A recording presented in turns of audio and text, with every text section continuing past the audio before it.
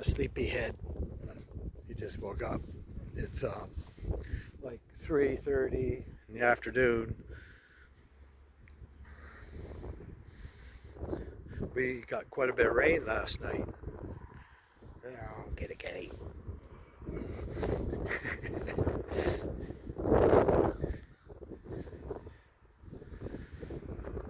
Yeah, I've been sanding body fill.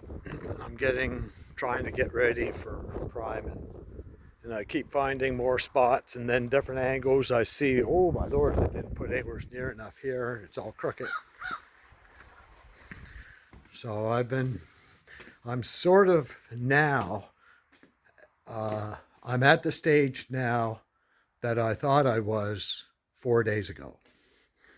Like I had a little dip here in the sill, so I had to body fill that little edge. But anyway, it's still only sanded with 100 grit, not anything finer.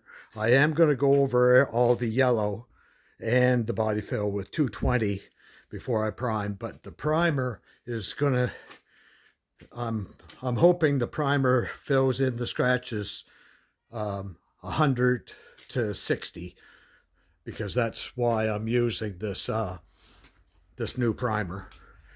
Anyway, I've been refining. I had it all rough and stuff down here, so I just got through sanding that off with 80 grit. And you can't really... And here I have no way easily of getting that rust out, so I didn't cover it up. If it comes back, it'll be undercoated and paint it yellow, but it will come back. Here I was able to grind it all out, but anyway, I didn't cover it up with body fill. It's still there. I can touch it up maybe with a little die grinder. But anyway, and I got to prime real good this edge here. And I have to keep sanding the rust off that because the humidity here keeps coming in. So I have to sand these two seams real good just before I prime them. So stop the rust. But yeah, I got all the little dents here and there and everywhere. And I still saw a couple more the other few minutes ago. But over here, as I said, other than sanding down the yellow with something so I can prime near, like I'm not priming the whole car, I'm just priming the body fill spots, but I'll have to sand sort of back, a few inches back on the yellow with 220 or something, so the primer will be okay.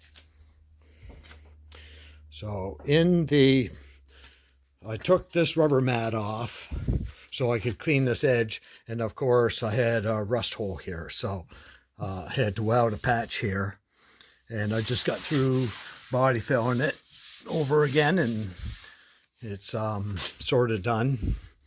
Again, I still have to sand all my yellow sort of near the body fill so I can prime, and I'm hoping that this new kind of primer will, according to Chad, it works.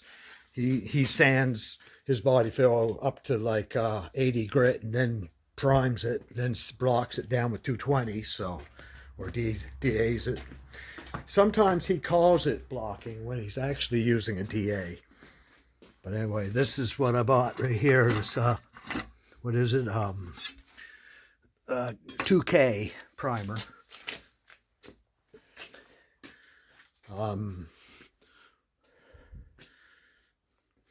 1 liter. Hopefully that'll be enough to give me my first coat anyway. But everything is sanded all at 100. And I'm just going to sand back a little bit so I can prime the spots, and then I'll block it down. I'm getting very tired of this body fill stuff. And as I said, I've been 3 or 4 days sanding.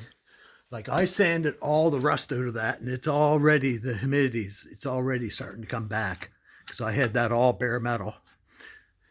But I'll have to sand and prime it again. But yeah, it's still a rust bucket, but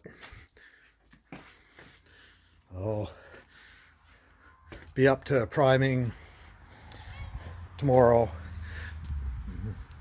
Little kitty.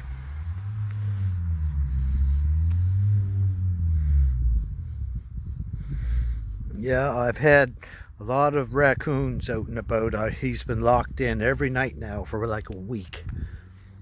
As soon as the sun goes down, he's out playing around a little bit, and then I see the light on the barn come on when he's up at the house. I hear them, so I close the door and I put him inside. Poor little guy. But anyway, I'm all covered with body fill dust right now. But I sand like everything by hand. Like I did use that DA a little bit, but the DA is no good in around obstacles and inlets and stuff. It likes big panels. And I use that little vibrator a little bit to get my to get in here. That worked halfway decent, but I'm not a favorite person of sanding, but I am going to be priming, and then I'll be block sanding the primer to bring that down and see how it looks after I'm done. It's not 100%, and as I said, once you start sanding over 100, that's when you start getting the wobbles and the metal comes out. So you go to the primer and block it. Anyway,